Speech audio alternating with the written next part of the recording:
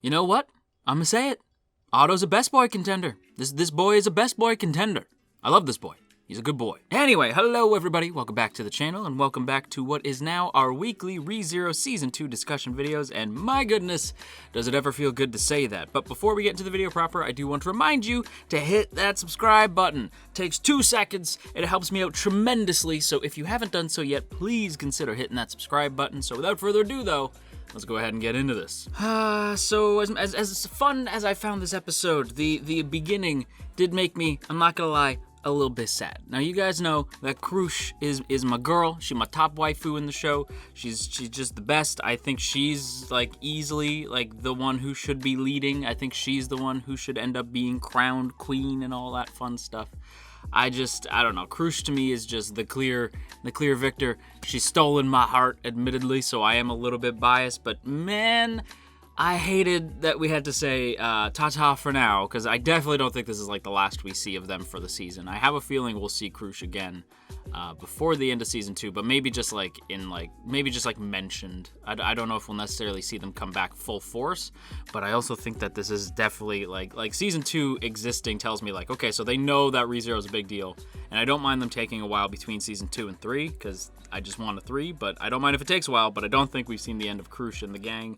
That said, I'm gonna miss them so much. I was so sad to see them leave, and a part of me's like, can't you guys go? Like, can't somebody watch Krush's Manor, and like Krush and Wilhelm and everybody can just go? Can we do that maybe instead? Like, I'm like, you can't take Felix away. You know what I mean? I'm like, damn it. Like, it's sad. I don't know. I'm bummed out about it. I'm not gonna lie to you. But at the very least, our boy Barusu does get to keep Patty.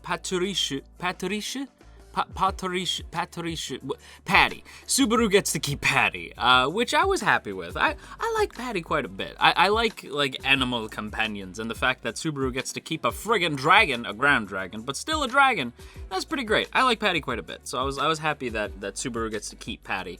And Otto as well, I guess. Not that he gets to keep Otto specifically, although I do like the Subaru-Otto banter in this episode. I like their growing friendship. Like, Subaru and Otto are I don't know, I definitely don't ship it before anybody gets like, oh, no, it's not a ship. It's definitely like a bro TP. Like, I really like these two being friends. Like, I think it's adorkable. I love, Otto in general, as I said, is like rising up my ranks as a best boy contender. I love Otto quite a bit. So the fact that Otto also is going to be kicking around in the party, quote, like, to borrow a gaming term, the fact that Otto is going to be in the party for this coming arc, that makes me happy. Because, yeah, Otto was a pleasant surprise in Season 1, and in Season 2, he's already shining with the little amount of screen time he's been given. So it makes me happy that he's also, like, that he's the one taking Rem and everybody back to the manor, and that he's going to be kicking around with Subaru for a little while longer. That makes me happy. And again, Patty, too. Patty's great. I want to see more from Patty. Don't kill Patty. For the love of God. Tape, listen to me, man. Please. I know you've already written it, and this is just an adaptation, but please, anime gods, please not Patty. Or Otto, either. Subaru you can kill 1,000 times. I've watched my boy die so many times, I'm just like, yep, he'll come back. I know he'll come back. I don't know about the other two, depending on the reset, so, like, please. Actually, speaking of my boy Barusu, though, this man's gonna take 2 whole ass months to heal from heal his gate. I have forgotten what that term necessarily means, but I think it's just like heal his inner mana. I don't know. Somebody in the comments, I'm sure, is going to complain about the fact that I don't remember, but I don't remember. But my man needs like 2 months to heal from the battle with Betelgeuse. I miss that crazy fool. Sloth. I didn't realize what we had until it was gone. Anyway, yeah, so apparently Barusu's going to need like 2 months to heal, and I love that that Subaru even says like, 2 months? Like, I don't imagine all this madness is gonna keep going for 2 months. I just saw a flag, didn't I? And I'm like, yeah. Like, as soon as he said that, I'm like, yeah. As soon as they said 2 months, my boy, I kind of figured that was, like, probably where we were going with that. But then we get them leaving, and again, like I said, it's bittersweet. But the ride home is actually kind of adorable. Like, when Subaru sits next to Amelia, that whole scene is just the friggin' cutest. Like, I love that, like, when he sits beside Amelia, and he does so, like, almost absent-mindedly. He just kind of, like, sits down, and she's like, you always, like, sit down next to me as if it's the right thing to do. And he's like, oh, is that wrong? And Amelia's saying, like, well, it used to make me uncomfortable because I didn't know you like that. But ever since then, like, if you don't sit next to me, it feels odd. Like, I actually prefer if you sit next to me, if there's, like, empty chairs. And I was like, like, the ship, it's so strong. Like, this episode in particular, now, I've always shipped Subaru with Amelia, because honestly, I know people are gonna be like, Nani?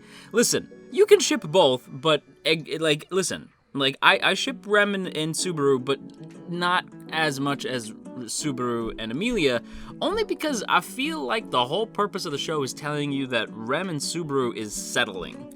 Like, not for Rem, that's what Rem wants, but Subaru, like, his heart is with another, so it's kind of unfair for him to get together with Rem, you know what I mean? Like, I would love it, because it would mean a happy ending for Rem, and we all like Rem, but I do ship him more with Amelia, just because I feel like, not only does it make sense canonically, but y'all know me, I don't really give a shit about canon most times, but in this case, especially this episode, they just kind of gel. Like something about them just kind of works, whether that's like on screen or the seiyus, Yusuke Kobayashi or Rei Takahashi.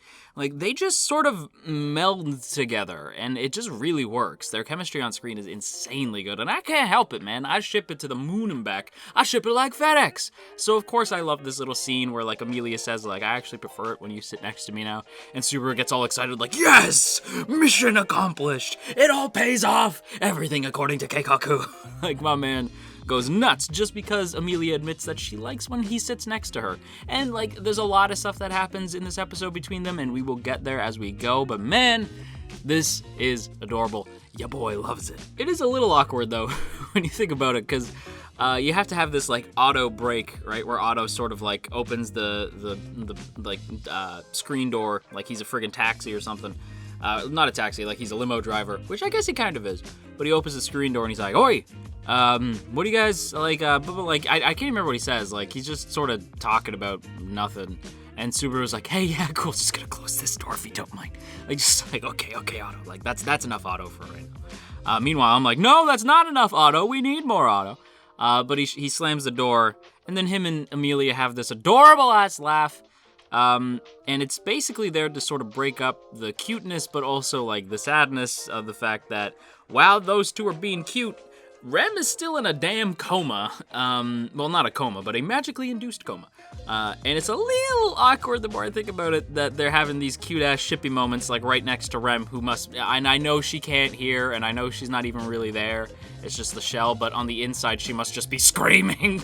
But yeah, it's a little awkward, but I do appreciate the fact that they put in the auto scene to sort of break it up a little bit. It's a good, honestly, the whole, like, ride home scene is adorable, if a little bit awkward because of Rem just, laying there. But I really thought it was super sweet. That leads us into the second part of the episode, sort of like the middle chunk, and we get back to, and I always pronounce this place wrong. I don't know why, it seems relatively easy, but we get back to Erlam Village. I think I got it right that time? Erlam. Because it's an I, right? So is it ear or I always pronounced it so Erlam Village. When they get back, I don't know why I thought this, but a part of me thought that this was going to be like a big happy party. Like that they were going to get back and everybody's going to be okay. Because I've seen the trailer for ReZero Season 2. So I know that we see Roseball and my girl Ram. But, nobody's there. Damn it. Like, why do I expect happiness from this show? I think part of it was the fact that they were playing, like, the Amelia and Subaru thing, like, all cute. But when they get there, nobody's there. The whole village is still evacuated from the events of Season 1. So it's like, oh, shit. That sucks. Like, I was... Not that it's like, oh, man, that's a bad story decision. It's just like, oh, damn. That kind of hurts. Like, this poor village... Can this village get a break, please? Like, this poor place. Still deserted, which, is already sad in and of itself. The fact that the village still just can't get back to normal, but it's also sort of disconcerting. The fact that if the other half of the villagers aren't there, that means where's Ram and Rosewall? So it's like, oh, something's wrong. At least that's what you think at that moment, because we'll find out some stuff as we go through the episode, but at that moment in time, my thought process was like, something's wrong. Like, something happened. I swear to God, don't kill Rosewall and Ram.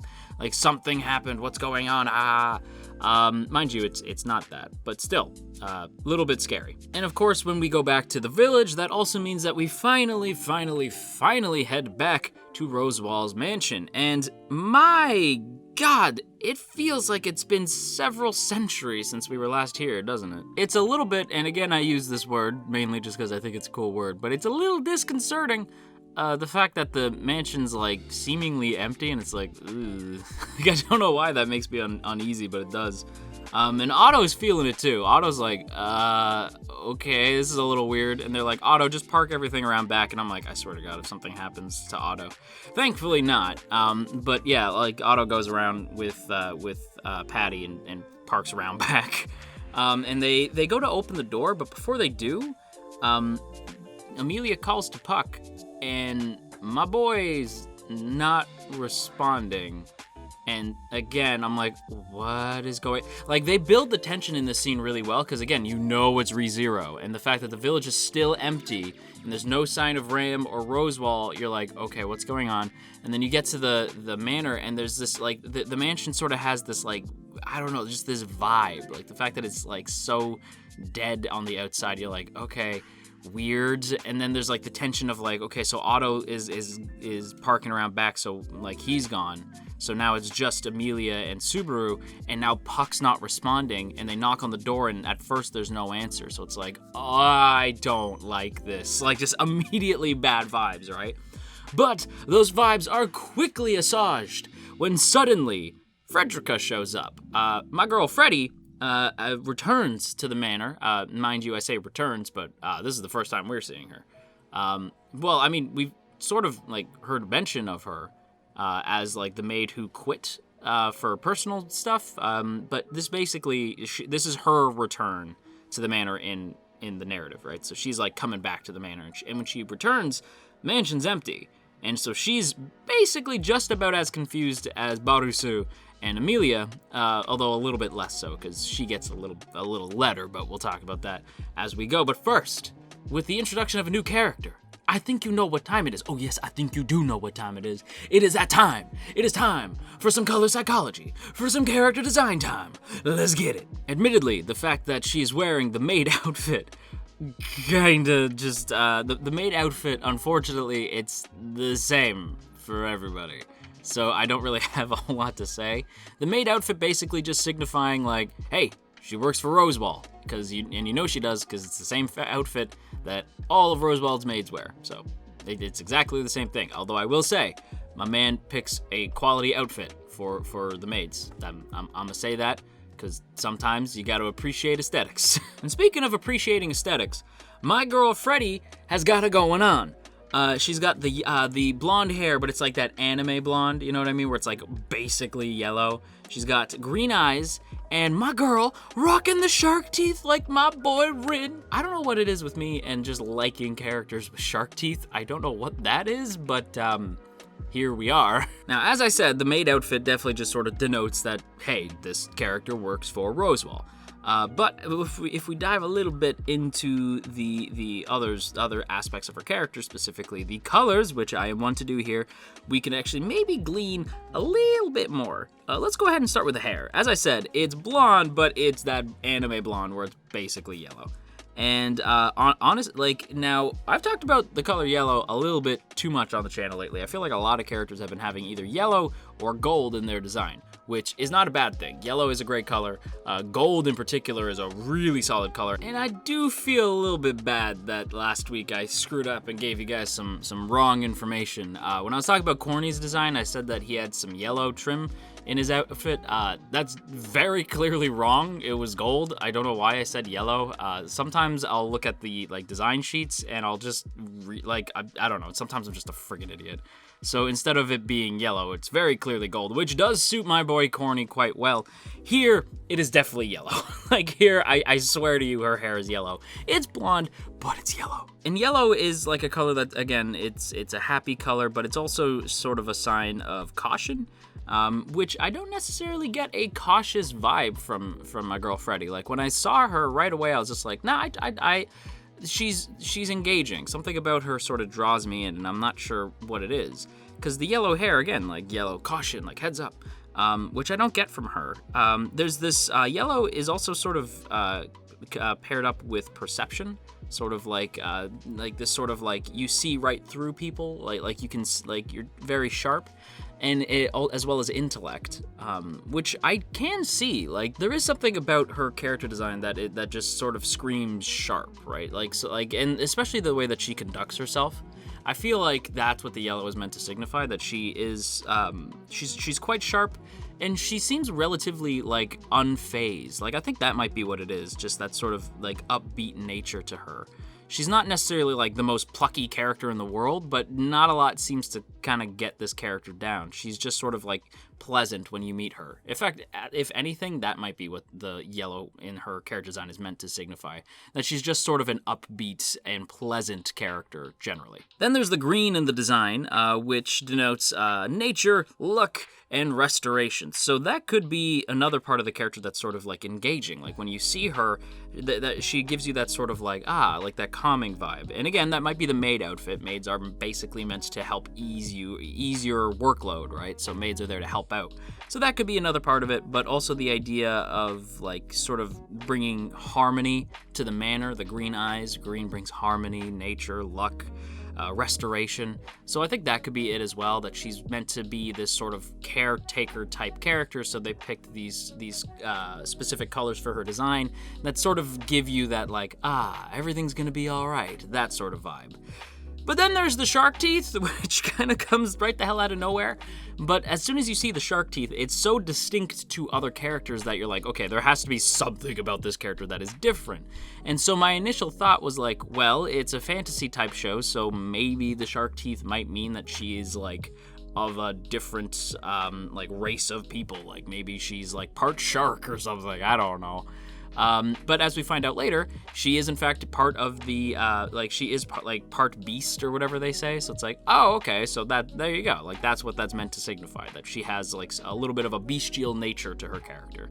Cool design, I really liked it. And of course, going back to the mansion means that we get to a reunion with our girl Beatrice, aka Biko, aka B, as I call her. But I mean, Subaru calls her Biko, so if y'all want to call her Biko, I'm with you. I like Biko too, it's a cute name. Now that said, my girl has not lost that sharp wit, I suppose. My girl's still on her A game, especially in her interactions with Subaru. It starts off very traditional, where you're like, oh, okay, so I see that banter's still alive, that character dynamic between you two is still fun as hell, good to see. And Subaru basically approaches her saying like, hey, do you know what's going on with Roswell? To which she says, I don't really think that man had a plan. I'm not really sure what he's thinking. Basically sort of hinting that she's not gonna tell him. Because I was in my head, I'm like, there's no way Roosevelt didn't have a plan.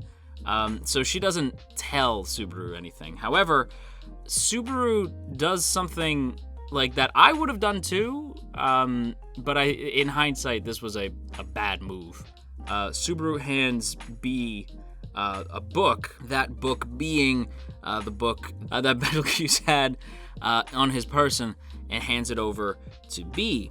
And this sparks a reaction from her, like, how did you get this? And Subaru's like, I killed the guy who owned this. He was like the Sloth, the Archbishop of Sloth in the witch cult. And this sparks this reaction that I had to write down because I thought it was very interesting, where Beatrice says, then you've left me behind too, I suppose, Goose. Or Juice, I guess she calls him. Juice. Now I'm thirsty. But anyway, so she calls him, she says, then you've left me behind too, I suppose, Goose. What? Like, that was, like, when she said that, I was like, huh? You want to repeat that? I'm dumb, so you may have to repeat that sometimes. You may have to repeat yourself occasionally. Nani? Like, that was a surprise. And this really shifts B's attitude towards Subaru for like the rest of the conversation. And I'm thinking like, the fact that she says geese and we know who she talking about, like, were y'all friends? That's weird. Like, what? Nani? Very strange. Like, I feel like maybe people are gonna be like, he forgot blah blah blah or something. I don't remember them having any interaction, like, unless I'm like forgetting something huge, in which case, I mean, like, would you really be surprised? It's me. I forget everything. I'm shocked I don't forget my own channel name. But regardless, like, I don't remember that ever being established, so I do think it was just meant to be like a what the fuck type of moment, because it very much was. But then we see B mention his witch factor, and I was like, huh? Like, I had the same reaction as my boy Barusu, just like, what? And she just starts like dismissing him, saying like, everything that you want to know is found in Sanctuary, okay? Like, what Rosewell was up to, what the witch factor is, everything you're looking for, like where the lost villagers are, everything you want to know is in the Sanctuary. Leave me alone. And she like boots him out, like really, really like sends him flying and gets like emotional. And I'm thinking like, Biko, what the hell, girl? Like, what's going on? Like something, like in my head, I'm like, what's going on with you? And I really do think that she did have some really tight-knit, close bond to Betelgeuse, to Contides. So whatever happened, or whatever their past dynamic was, hearing that Subaru killed him is obviously gonna make B feel a certain type of way. So she launches that boy out the door, almost killing Otto in the process, which was a little bit funny, and a good way to break up the scene with some lighthearted comedy. But yeah, that was an interesting scene. Very curious to know what everybody else thinks, because yeah, I have a lot of different thoughts on that one. I'm not really sure what that could mean. I hope we see more of B this arc. I don't know if we will. It'll be a little bit hard since, I mean, like, she's back in the mansion. But I just want to know what was up with her. I want to make sure she's all good. Like, I don't like seeing my characters get that emotional and then no resolve. So it's like, damn, I hope she's all right. I don't know. That whole scene was intense. Thankfully, it's as if the anime gods knew that we needed it. We get ourselves a little bit of a break. We get a tea break, which I appreciate. And Frederica, my god, my friends, Frederica's the new hotness, okay? Like, she's the new best girl. Don't worry, Krush's still my girl. Krush's still my waifu. I respect that. But I'm a man of many interests, and I will say that Frederica's got it going on, and I like that she is a big shipper, just like me, and Otto apparently, because she says like, man, Subaru, like, you know, Amelia was telling me an awful lot about you, and, you know, I had some high expectations for you, and Amelia's like, shut up! Like, immediately like, stop talking! I love Frederica so much. I already love this character. I'm bummed that she's not going.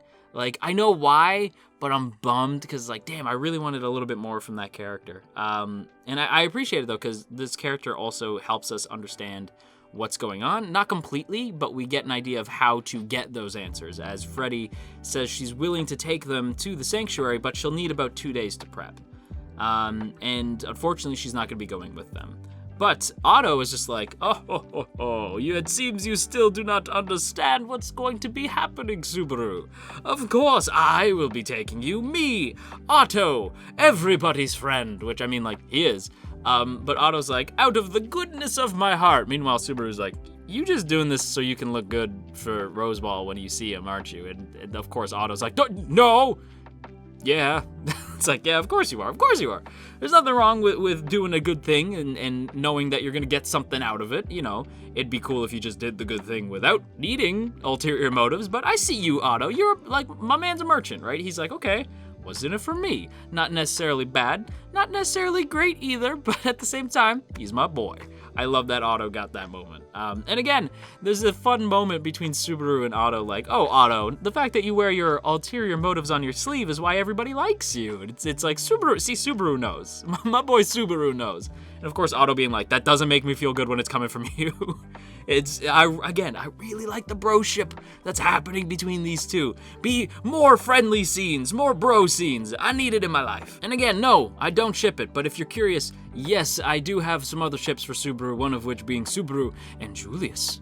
Yeah, wrap your head around that. Before the characters take off, though, Ferdy warns them to really, like, be careful when getting to Sanctuary, and above all else, you must tread lightly around the most terrifying individual to ever grace the screen of ReZero, Garfield. Garfield? Garfield. That is one letter away from being a cat. Unless I hear, like, tremendous rejection, although I'm sure knowing, like, you guys, my lovely viewers, I think you guys are probably just gonna take this one and run with it. I'm already giving him a nickname. I know we haven't seen him yet, but Garfield is officially lasagna on this channel. That man is lasagna. I will hear no arguments. But with all the information shared amongst the group, once again, it's time to leave. Like I said, this season, it feels like it doesn't feel like fast-paced in a bad way, but it feels like, all right, this happened, which means that this has got to happen, which means that this has got to happen. It's not too quickly paced, at least as far as I'm concerned. I'm sure light novel fans are gonna be like, actually, they left this out and they're zooming through it. I don't really care about that. I care about the show.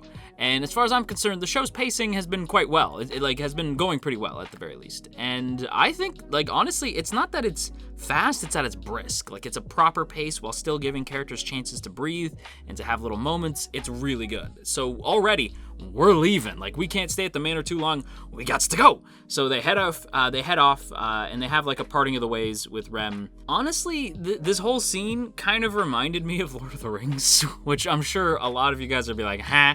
But it does. I mean, in fairness, my avatar is a hobbit. I talk about Lord of the Rings all the time. Did this really surprise you? But yeah, it reminded me of Lord of the Rings, and not the scene that you're thinking. Like, it's not the parting of the ways like the end of Fellowship of the Ring, although it did remind me of something from Fellowship of the Ring. And that is that this whole like leaving scene where like the gang gets ready to go to Sanctuary reminded me a lot of when the Fellowship leaves Lothlorien. Like big time, and I'm definitely pronouncing that incorrectly. But when they leave, like when in Lord of the Rings, when they leave Lothlorien, jeez, that's a hard word to say. When they leave Lothlorien, they have this like parting of the ways scene, but then they're like given gifts, like parting gifts, and there's this sort of like melancholic but slightly hopeful type of vibe, right? And that's the vibe that I'm getting here. Like it sucks to leave the mansion, but they're gonna get ready to go on like a big adventure and yada yada, and they're gonna try to figure out what's going on over at Sanctuary. And it really reminded me of that, and because you do get parting gifts in this scene. You get the magic stone, this like stone that is I'm not gonna call it a philosopher's stone. I'm trying really hard not to, but it is a magic stone that is going to enable them to pass through the barrier into Sanctuary. And that's pretty cool. That's given from Ferdy to Amelia, and I really liked that scene. But what I also really liked, because I just thought it was like really sweet, even though this character can get a little bit on my nerves, I still like her, and that is Petra. Petra shows up, and she's actually gonna be working as a maid at the manor, or at the mansion, helping out Freddy while the other maids are sort of, not around. And I thought this was really brave of her, mostly because like she's just a kid. And she's been told that she's answered the call for a maid at the mansion, which means that she has to now live at the mansion away from her parents. And while the manor's not like necessarily like super far from the village or anything, it's still like it's a little bittersweet, right? Because it's like, damn, like she's just a kid and she's already going off to be like the maid at Rosewald's mansion. It's like I don't know. I was proud of her, right? I was like, good for you, Petra. That's awesome. And as Subaru's leaving, Petra gives him her white handkerchief, right? And ties it around his arm, and she ties a handkerchief around her arm, sort of like symbolically saying like, we're tethered now, you and I, and I'll see you again, and it's super sweet. I do think the crush thing is a little annoying, but I do like Petra as like a character. I think she's super sweet, and I thought the whole scene with her and Subaru was just nice, right? I was like, aww. So yeah, I thought the whole goodbye scene was really swell. Interestingly, Freddy says like she's done everything that Rosewald has asked, and she's holding up a letter. So it's like, okay, so see, Rosewald did set some shit into motion. I knew that. And it's also worth noting that as we get towards the forest of Clamaldi, the forest of Clamaldi, it's also noted that Puck is still not appearing, and that to me is also likely part of the plan. Mostly because Subaru remembers Puck saying like, I need you to take care of Amelia for me, or Leah for me. and then Puck sort of disappears, and that's like the last time we see our boy. So to me, that Puck is also in on whatever's going on. Like, that's what I assume, right? So there's something going on. Roswell's setting up some kind of test. So there's something going on, and Puck is clearly, like, in on it. This is when things start to go poorly for our gang, though, as the Forest of Clomaldi is also referred to as the Lost Woods, and the Nintendo ninjas are definitely getting their swords ready for that one. But the Lost Woods is, it's referred to as the Lost Woods because, again, sort of like Legend of Zelda, you can get lost. Like, the barrier is basically making it so that you'll get lost in these woods and you won't find sanctuary unless you have that magical stone to let you pass. Unless you speak friend and enter, sorry. But yeah, so there's this scene where the stone, as they're having this cute-ass scene, I just wanted a cute scene between Subaru and Amelia. Is that so much to ask? You get this scene where the stone starts going friggin' berserk. It's like, it like lights right up, and Subaru grabs it, and he's like, something's going on. So he grabs it, and then Amelia passes out, and that freaked me out, because I'm like, what the hell? And then Subaru gets like teleported somewhere. Like, my boy just gets transported into the woods, and when he turns his shoulder, there's like this elf girl. And she like bolts right away. And the elf girl, I don't recall her name, but we've definitely seen her in the trailers and promotional art for this season. So I was like, oh, I know you. So she like bolts, right? So I'm like, okay, weird. And Subaru chases after her, and she leads him to this like mossy stone building. And it looks very old. Like, this is like some ruins ass looking building, right? So it's like something's like this building is old as dirt. So Subaru, reluctantly is like, okay, like sort of like stumbles in. And then I was like, oh shit, no. Because when he walks in, he says like, where is this place? And I was like, this looks really familiar. Oh God, it's from the trailer.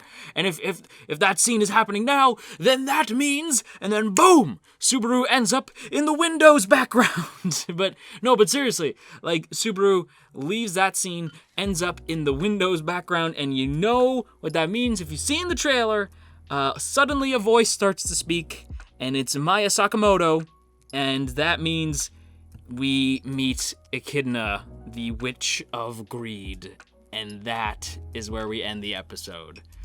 Oh shit. Oh shit. I did not expect that to happen that quickly. I did not expect that. That was a shock to my system. Mostly because, like, first of all, again, Tape, really, Echidna? Like, you be hitting with these interesting names, my boy. But yeah, like, Echidna, that girl's gonna need a nickname, and I can't even think of one because I'm so freaking shell-shocked just from seeing her. So I might leave this one up to chat, because I'm gonna have a hard time calling her Echidna, but without thinking of Knuckles, at least. But yeah, she's here, like holy shit. Like, I wasn't expecting them to meet that quickly. Like, did anybody else assume that this was going to be, like, mid-season or something? Or, like, I don't know. I'm shocked how fast that happened. And I'm so excited because, like, what does this mean? Like, is this in his head? Is this, like, a Darth Vader Luke thing? You know what I mean? Like, what is gonna happen? And we've talked so much and we haven't even gotten to the opening yet. My God, they showed the opening. And this is going to be a little bit annoying because the screenshots I'm going to use are unfortunately going to have like the scrolling like end credits text over them, so forgive me. But the opening, honestly, I kind of got shivers. It's not my favorite opening. I still prefer the first opening, but at the same time, this one was pretty solid. Like seeing Echidna like shoot out like the green butterfly things and then like Subaru walking from like our world and then over top of like his past deaths into the current shenanigans going on. It was such like a dope little way to be like, look how far this boy has come. And like it was just really cool. And I love that scene of him like charging forward and then the kanji on screen reading, if it's to save you, I don't care how many times I die. Echoing words from episode 1 of season 2. And it's like, like it's just dope. Like it's a cool ass opening. I could probably like go into the like backgrounds and like note like stuff and be like, oh, this is like a reference to that, and like I wonder what this is symbolic of, blah blah blah. Like I could do that, but the text over top of it irritated me too much, and I don't blame them because I get that they had to put the end card scroll, like they had to put the credits over top of it. I get it. Maybe we'll do that next week if you guys really want that. Let me know in the comments. But with that said, everybody, I'm gonna wrap up my thoughts here. My God, season 2 is hitting. Season 2 be hit. I hope episode 3. If that hits too, then like ReZero's off to the best start of all the new shows this season, because ReZero's just really firing on all cylinders right now. Shit is wild. But hey, with the video coming to a close, now would be a good time to go ahead and boop that up snoot and share if you care.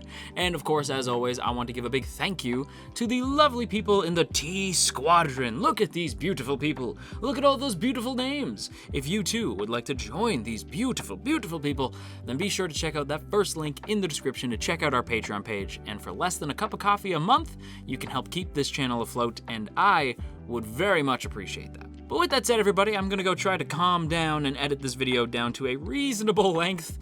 Don't know if that's gonna work, but we'll see. And until next time, you stay classy, AnyTube, and wash your dang hands.